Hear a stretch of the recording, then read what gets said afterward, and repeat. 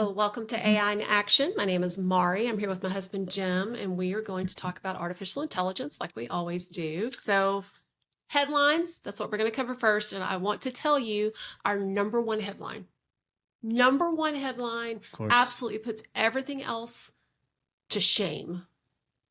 We did not do our podcast yesterday because we had our second grandchild. We did. So, Nora Christine is now here, and she was 9 pounds and 3 ounces. Healthy baby. That's the main thing. Healthy baby, mom and baby, and our son, Jacob, it's their first child, our second grandchild. And she's already got the look. She's got the look. She She'd has look at you like, eye, she'd look at you like, what's up? full head of Why hair. are you waking me up? Full head of hair. She So, has more hair than I do. Jim, I don't think this would be hard to do. Hey. That's not nice. Anyway, so we are very, very blessed and very, very happy about that. So let's start out. What we'd like to do is we would like to cover just a few of the headlines. We'd like to start our timer so we don't go over. Oh, okay. Hang on. Here we go. Because we always go over. Our timer is started. So a few of the headlines. Okay. The first one that really caught my attention that you tend to do this for the podcast because you are reading the headlines every single day. Mm-hmm. You find something that you think is interesting, you kind of flag it, you put it in a little program called Obsidian, which we do use that to like keep notes in. The first one that kind of caught your attention was about hold on, we always say who it's from. It's AP News. I want to make sure people are getting credit. AP News. It's not behind a paywall. It's about how AI may be scoring your college essay. Maybe, yeah. I'm 100% positive. It's scoring the STAR test now in Texas. Yes. Yeah, it's scoring your college essay. So let's think about But this. this is about admissions, though. This isn't about a professor. That's what I'm saying. It's you are putting in an application to go to a college, and because that takes a lot of effort. Well, they have like thousands Apply and thousands Texas, and thousands of applications. and well, like Apply Texas, it's like there's these clearing houses that they use, and I'm sure they use them in all the different states. They want to save money. Yeah. And it cost money to hire retired English teachers to score essays. And it's not always consistent. Yeah. I put this in here because I do want to lead to something else in what we're talking about. I put this in here specifically because there is a real danger. There's a real danger when people do it too. If people get too many things in front of them, they're going to have this tendency to just kind of skim. And I say it all the time. When I was grading, when I was a teacher, the first 20 things that I looked at probably got a lot more of my attention than the rest of it. So yeah, I wanted to be graded last then because she didn't care about that. Didn't care about the one that got graded last. Well, the point of it is that there's not a single AI that's going to do this well, but the universities are going to tend to buy one because OpenAI and Anthropic and they're all going to push this very hard because they want to be the one of choice. And there needs to be some level of skepticism. I don't know how you keep the human in the loop when you're trying to save costs, but they need to be. And this is a good example of that. I do think there's things that need to go on. I think potentially it could actually take out some of the bias because I think people are inherently biased, and I think you can have some better rules with AI. But I am concerned. You can draw some boundaries and maybe use it as a first pass. That maybe so. I don't know, but yeah, it's a tough one. And these are conversations that people need to have. They really are. So second headline, there is a nonprofit. It kind of came out of MIT, I believe. And MIT basically had schools apply for a thing called RAISE. Yes. It's a pilot program that if you're picked to be in the pilot, you're going to get to go to a hell of a lot of meetings to talk about artificial intelligence. I'm from rural Texas, as you well know. Yes. And the things I say probably make people know that very well. And they probably cringe some when we say it. But I am a little skeptical of an Ivy League school that is, or it's a private school. MIT is not a state-funded school, which means it's incredibly expensive. What exactly are their qualifications to put together a framework for how AI should be used in rural schools? Do they have anybody on this? I mean, they go to the rural school and they say, here, this framework, use this. I'm Apply for skeptical. this program. I Get don't know. picked. Get I'm picked. skeptical of it because it sounds like yet another one of these committee meeting things where, in the private sector, we used to say meetings will continue till productivity improves. Yeah. And this seemed like one. Never Anyway, happens. you can move. Well, I You think can move on. I think one of the reasons that this caught your attention is because AI education professionals, which is our side gig, Mm-hmm. I saw little like Scentsy candles that we sell, Yes. we have a nonprofit. You And do now. it's a foundation, AI Education Professionals Foundation. And I'm very, very excited about it because when you and I started talking about, what are we going to do with AI education professionals? We're doing the professional development. We have, I wrote the book and we're doing all of these things and we're going and we're talking at all these different places. And we really, really enjoy it. But if you really had to pinpoint where our passion is at, Our passion is taking that squeak toy away from that dog. Where does she always find those I don't know. things? It's okay. It's okay. Our passion is rural and under-resourced, resource-constrained Yes. locations. This caught my attention because it said rural, which our passion goes well before AI. AI education professionals is our latest incarnation of us attempting to bring better resources to air. We started this 15 years ago with our The Enhanced Learning Makerspace. Center program, Makerspace. Now, the funny thing is the Enhanced Learning Center program came out of what college? MIT. MIT. That is funny. Gershon, Neil Gershon. That's where yeah. I got that framework. So maybe the race thing's not so bad. I am still skeptical, but we'll move on. Next one. It's a current affair. And It's a thing called Current Affairs, which is the name of the actual website. right. I like the title. This is what caught my attention. AI is destroying the university and learning itself. I don't really know that learning itself thing. That quite didn't make any sense. that Quite is make sense to me. definitely a, clickbait. This entire article was somebody's rant about how everything that could be wrong on planet Earth when it comes to college has to do with AI. Yes. And yes, I'm beating on my The microphone. dog speaking I'm toys. starting to get a little passionate over here. But the thing that I ask you this question all the time because I legitimately don't understand. And I don't ask this question because I'm being cynical or sarcastic, even though that is my nature. I'm asking this question because it still feels like an ill-defined problem. Yes. People say all that, and this article said it over and over and over again. It talked about learning. It talked about critical thinking. It never once defined what exactly that means. I love it. And it You'll focused know it when you see it. it.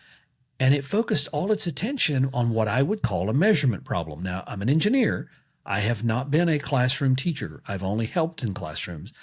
But I look at it and go, everything you describe is a measurement problem. You're telling me that the thing that's wrong in the world is that students can't write papers. So what you're telling me is the only measurement we have for learning is writing a paper.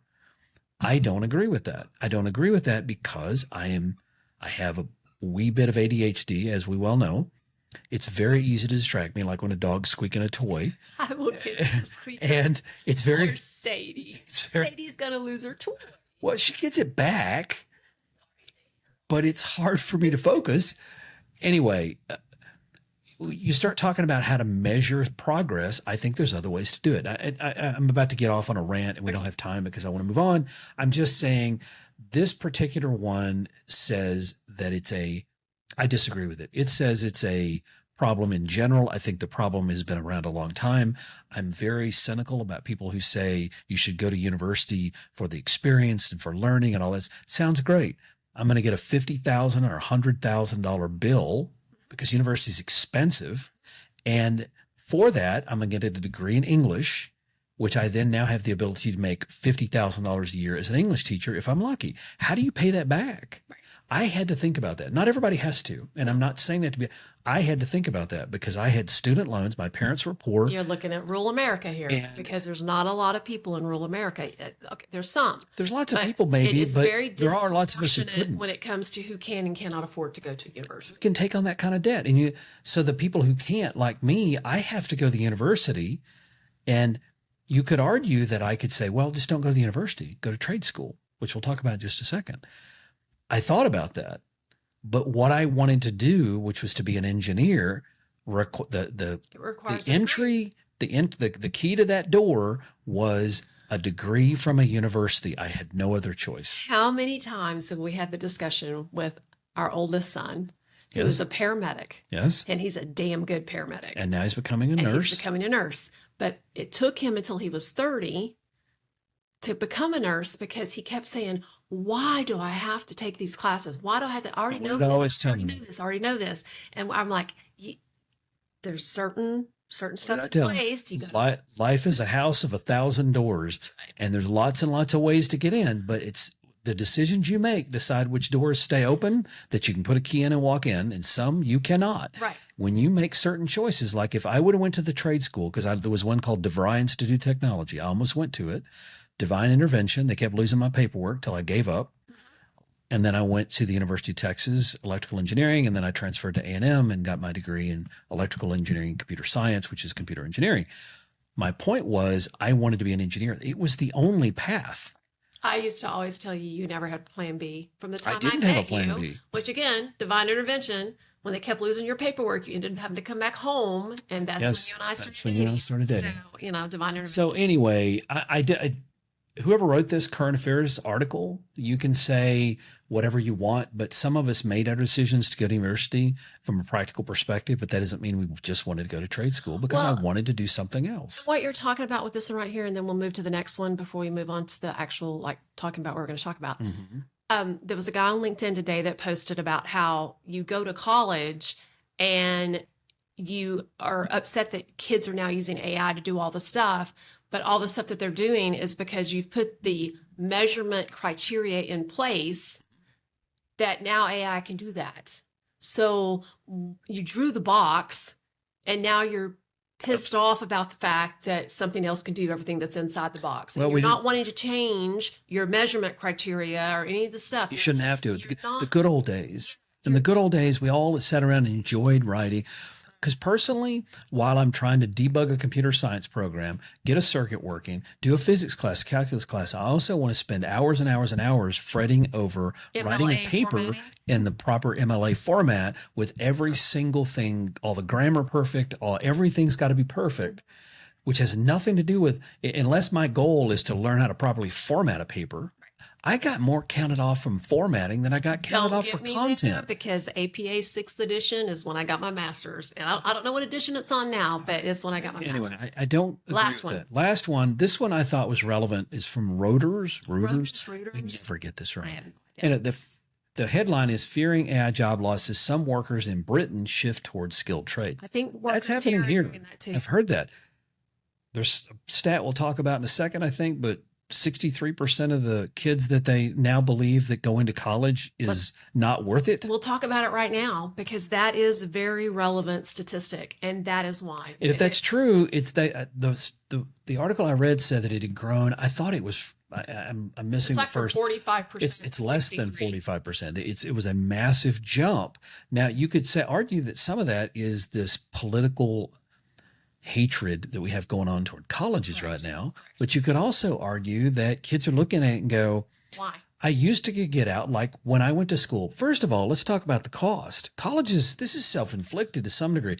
What was my first tuition and fee bill for 12 hours at the University of Texas? $56.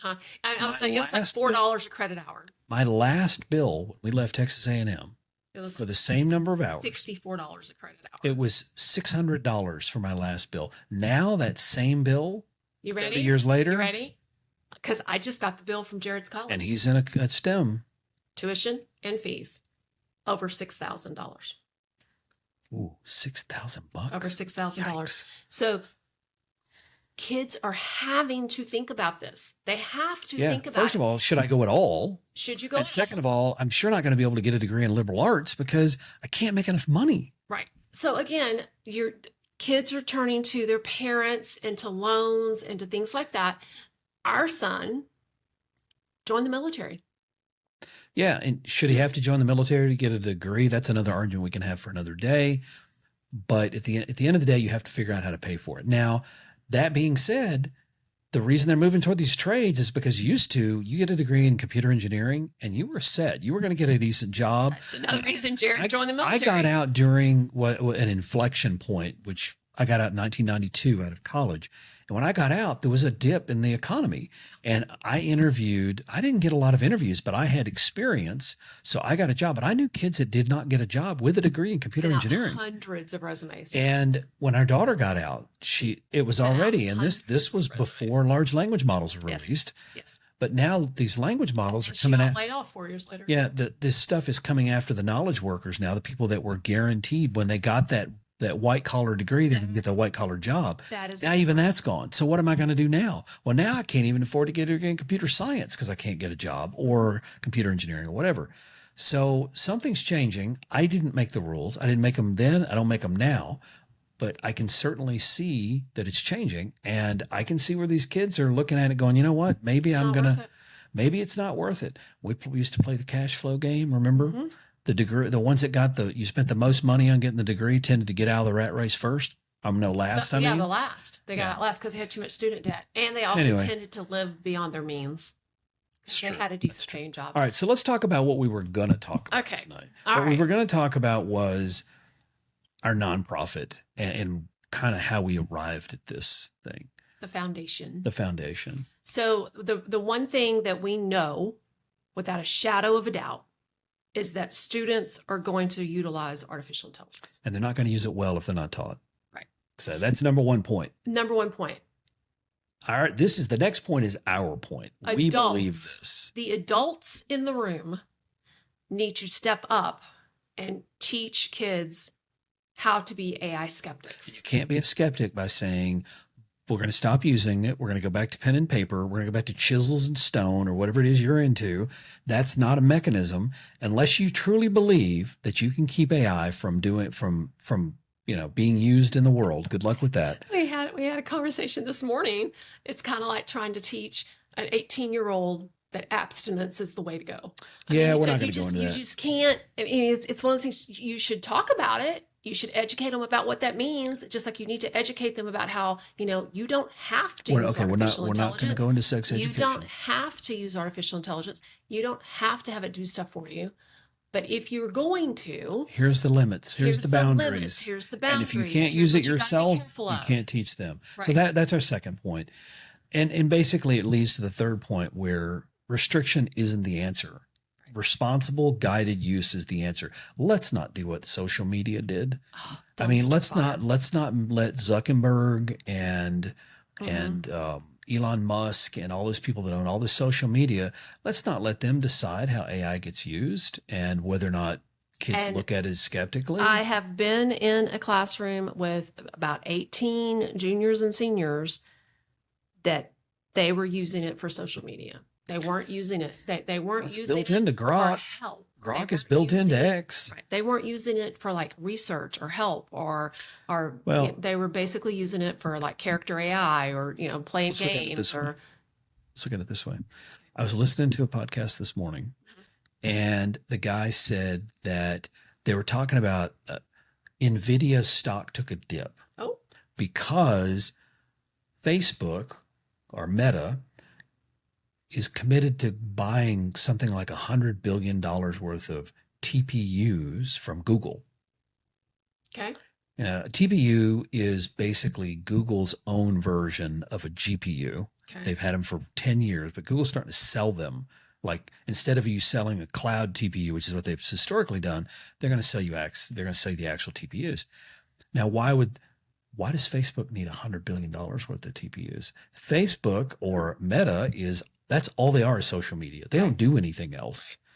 So what do you think they're going to do with that? Well, they're already doing it. They're going to make that available, that AI available in social media. So do you want the kids to be taught by social media people, Zuckerberg, Musk, those kind of people? Or do you want to have teachers who know how to use these tools well, who know how to teach you your limitations? Know a little bit the psychology of students. Exactly. So anyway, that's our main points. So that's part of that skepticism we talk about. I like to find examples of it. I do it constantly. The recent one I did, which you thought was funny, hilarious. is It woke me up. I think it was 5:30 in the morning. No, it was 6:15. You woke me up and you were like, oh my goodness, I was out working out this morning. I have a picture of, I used to teach Aikido. Right. And I did Aikido for many years. I went to Japan. I've done Aikido. I like it. I have a poster of Maurie Ueshiba, who was the founder of Aikido. That you got when you were overseas. I got it when I went to Japan, and I've got it and it's got a Japanese thing on it. The writing on it. I never knew what it meant. I was like, what do those exactly say? So I put it into Google Gemini, and it told me not only what it said, but it said that the person in the picture was a Buddhist monk, And I went, okay, maybe it's mistaken that Maurie Ueshiba, maybe because he did study Buddhism. So and I said, no, so you're talking about, Maurie Ueshiba. No, this is the such and such. And I said, no, you're wrong. I bought the poster. I know who it is. Yeah. Well, no, somebody misled you. That's not what that poster was. So it argued with you. It argued with me about, and then it argued with me about the translation. So then I went over to ChatGPT and I said, took the same picture, did exactly the same thing. And it went, oh, that's the founder of Aikido. And here's what that says. And it said something about Aiki, being the way or whatever. It said what I suspected it. I pretty suspected what it said anyway. Yeah. That's the difference between the two. Little simple things can teach skepticism. And these are everyday real things. These are not hypothetical, let's get together and talk about the best way to teach it. This is like, let's try this and see how it works. Right. On the fly, I think teachers need that. I think that's how you teach skepticism. I agree. So, and you need different AI systems. So that was the other point. So the next one we were going to talk about was about using AI for decision making.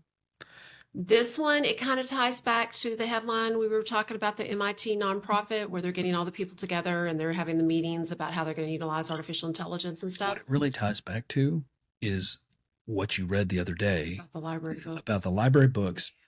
In Texas, Pearland ISD they're going to start using, or they have already started using, ChatGPT to vet library books. I'm not opposed to the idea because I don't think it's any worse than these different tools out there that we have to pay for because it's one of those great unfunded mandates where we have to be able to vet the books and make sure they don't have offensive phrases and then you have to let the parents see whatever it is that the kids are reading and yada, yada, yada.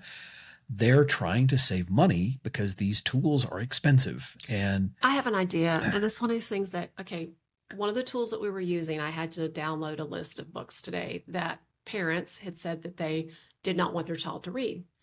And one of the common comments that was in the form that they had filled out was, I need to know more about this book. Okay, well, dump that baby in ChatGPT and have a look. Read the book. Oh, wait a minute. No, we can't do that. So that's the first thing. I mean, it's like.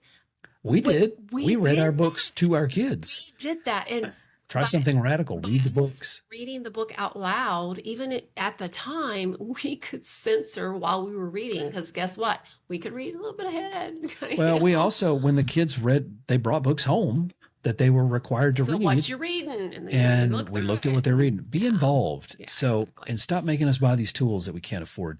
Next one we were going to talk about. We mentioned that earlier. Yeah. College value crisis. The number of kids who aren't going, big survey came out. 63% think it's not worth it. And this is one of the things that our nonprofit is really set up to do. And that is go into rural communities and have training programs in rural communities to educate students and young adults or people who are like looking to retrain for new jobs as to how they can utilize artificial intelligence in their next career. And part of what we teach is those boundaries. What model does what? Right. If that's why I don't like the idea of one model deciding which books you should read or one model, because I do this. I use, since the day the large language models came out, I have used every model I could get my hands on, including open source, open weight models through Hugging Face. I've done this the whole time. So I think that you teach skepticism by showing boundaries, and you also teach them to make sure that you check your sources. Right. I mean, that's It what makes kids them are. up. It'll make them up. It'll make stuff up. And then when you cross check between them, you get this value add of saying, hey, I got this from someone else. Remember what I did early on? I wrote a paper with a rubric. I had Gemini write a rubric. I had ChatGPT write a paper. I had Gemini grade the paper. I told Gemini it came from ChatGPT. It gave it a B. I had ChatGPT write a paper, write the rubric, switched it around, had it grade Gemini's paper, it gave it a B, but they always gave themselves an A. Right. If they wrote the paper, they gave themselves an A. Anyway, I want to get on because we're going to run out of time. I want to get a little bit more into what we call, I call it the rule challenge. It is so difficult in these resource constrained areas to get things done.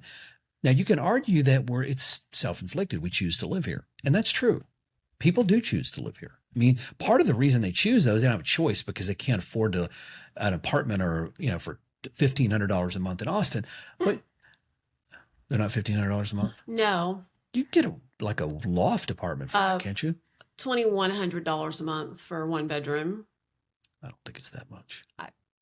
Yeah. Anyway, it's very expensive. They live here, whatever reason they live here. There is values and there's costs. And I get that. There's family. But that resource constrained piece of it, that's what we want to help address. It's what when we started our Enhanced Learning Center program, which became our Makerspace program, our goal was to give kids access to things and adults. We had a nonprofit back then, and we had an adult version of it. We had people come into classes, into our Fab Lab in the evenings. We got permission to set it up to where we could teach adult classes.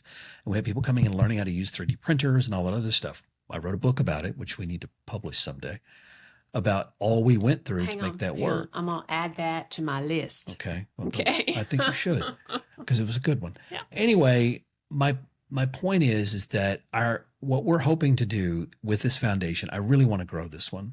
But before we did our nonprofit, just if we'd have sold access to the books that we created and all the materials we created, we might have been able to fund the nonprofit instead of funding it out of our own pocket. Live and learn. We're really trying to build this foundation. We want to get an endowment and some grants and all that other stuff because we truly believe, as 20 years in education and coming from a small town, that small towns have a lot of value. They do. You wrote an article about the amount they put on our GDP. Yes, these small quite towns. a bit.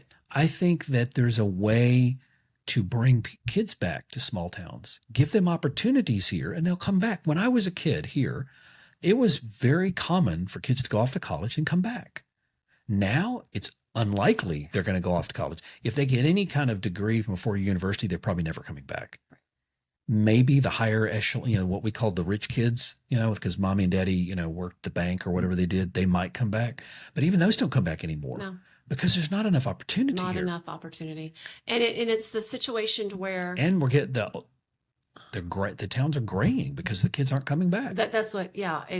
I saw there's a house in a small town as you're headed into Austin that's been there forever. And I was driving through the other day and it has a big old for sale sign on it. And it's like a big ranch type of thing. And I'm like, some kid, generation and generation and generation, eventually you don't have a kid who wants to come back to the farm. And we're losing There's not enough opportunity there. The dairy farms and the cattle We're also ranches losing the culture that went with those small towns. The cultures of the small towns. Yes, I realize that there are some issues people have with small town culture. There's advantages too. There's a lot of things that are good about small town culture. I think that, and that's what I want our foundation to do, is use artificial intelligence and STEM in general, because I love all kinds of STEM, but artificial intelligence is what people are interested in now. I think retraining people, showing them what they can do here with those tools, how to use them in ways that are creative and different. It's one of those things where I look at it and I go, okay, if you give me a small business like a dress shop. Yeah, we're going to pilot one. We have one that we're going to pilot to where we're going to help them with the AI stuff. They could go in and they could use artificial intelligence, not just to help what they're currently doing, but to also give them ideas about additional things like brainstorming, events and online store and social media stuff and infographics. Infographics. Jeez. I love those. Even your infographics. Nana Banana Pro. Nana Banana New Pro. Toy. Can I say Jim had a squirrel moment when he was like, Those things are cool. Off the rail. Okay, our foundation, because I was trying to put it in pictures, because I like pictures. I don't learn a lot from reading walls of words. And I created several different infographics, which I shared with you and with Rachel, and it's really good. They're good. They are very good. But There's only a couple of spelling mistakes. They make some that I have to mistakes fix. still, but Nano Banana, that's a weird name. That was the internal name. It wasn't People supposed just to. like saying it. It is kind of cool. Nano Nano Banana Banana. Pro. Jeez. Anyway, I think that all of what we're talking about with our foundation, if we can get what the funding we We've need to applied go for some forward, grants and we'll we figure would it out. I would spend a lot of time on this if we could get the funding. I would retire and work on this almost exclusively, or at least work part-time and It'd be do it, great. because I would really like. I'm I a can see us in believer. a little RV with the little, the whole bus Yeah, I thing had put on the side, outside, maybe a nano, but maybe a go into banana. all these little small towns and have all these classes. Hey, they did, when I was a kid, there used to be, I took a class once on electronics measuring systems for cars at Emmons Kitchen. There you go. I went there with my dad because he didn't Right understand the down the road electronics. from us, they have a company that comes in probably once a quarter and does a Truck driving school. And it's a skill that is needed. And My dad learned about, that's the first time I ever got introduced to handheld or tools that you could use to hook up to a car to get codes out. My dad wanted me to come along because I was in college at the time, or it's just, I think I was in college. He wanted me to come along because he didn't understand the technology. there you go. And what did I do? I built one for him. Yes, like, hey, that we Dad, put in his shop. we don't need to buy this. I could just build I built it, wrote the Give software, me used some it. super glue and a soldering iron. No, I'm but good it to was go. a big old computer. Remember my big computer that I had a little board that put in that I designed? Anyway, so we need to wrap up. Yes, we do. So what we're trying to say on this podcast, after going through all these headlines and chasing Skipping some all over the squirrels place. and going all over the place, is that AI is already embedded in education, and that's something we need to remember. It's there. It might not be the teacher that's using it, but it is the The student. teachers are using it some. They don't even realize they're using it. Shadow IT. Shadow IT I is a did thing. survey not so long ago, and I would walk in and say, "Do you currently utilize artificial intelligence?" No, I don't. I don't use AI. Well, hang on. Is it that thing at the top of the Google search now that like tells me all the stuff that I need to know? Yeah, you're using AI. College Some is no people- longer the default path. Some kids don't think it is anymore. It's not. I think that's a shame. I think you get a lot out of college. Remember the rules I gave my kids. Go to college, you got to get a Rolodex full of friends. No one Then we knows had what to a- educate. then we had to tell them what a educate on Rolodex what a- was. Yes. You had to get out with minimum debt Yes. and a degree That's useful. that's useful in the sense that you can Not make a that it's- living. That's You had to be able that's to make a what's living useful. with it because That's you had to what's pay off, because we didn't co-sign our loans for our No. kids. They had to be able to pay them off. We told Jared, for example, you don't have to get a good computer science, get a degree in become a coach. He loves athletics. As you love Ran athletics. top I didn't college track. try to push my kid. I tried to push them away from Away the from STEM it. fields because of what was going on at the time. But my point was that minimum debt was how you could afford to then Do something you love. do something you love doing. So, and rural communities, our last point that I want to make sure we make is that rural communities really do need an AI strategy. And I Not don't a mean, framework. they don't need a framework. They don't need a bunch of people talking. So they need pilots. We can show them how to set up their own AI tool, their AI toolkit, just like we have the Agnes, the AI toolbox. They can set up their own AI toolbox. They can run it on a local server. They can give townspeople access to it so they can see what it's like.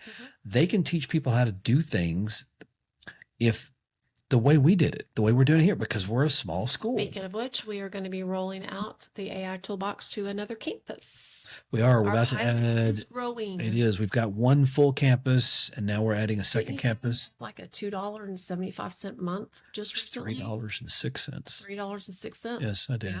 Of course, I think half of that was me. Oh, wonderful. But hold on. what do we have coming up? Well, that's what I was going to say. Don't forget, you've I got a know. book signing coming up. Oh, on the 14th of December, I have a book signing. We didn't have a huge turnout at the last one, but it was a good turnout. And the people that did come I were had a solid. lady come from Killeen. She drove in, which she's what, an hour and a half to clean? It's 45 minutes or so. Yeah. She- probably an hour. Drove in because she knows me. She's been to some of the sessions we've given. She came in, she got a book, she got a picture, got an autograph.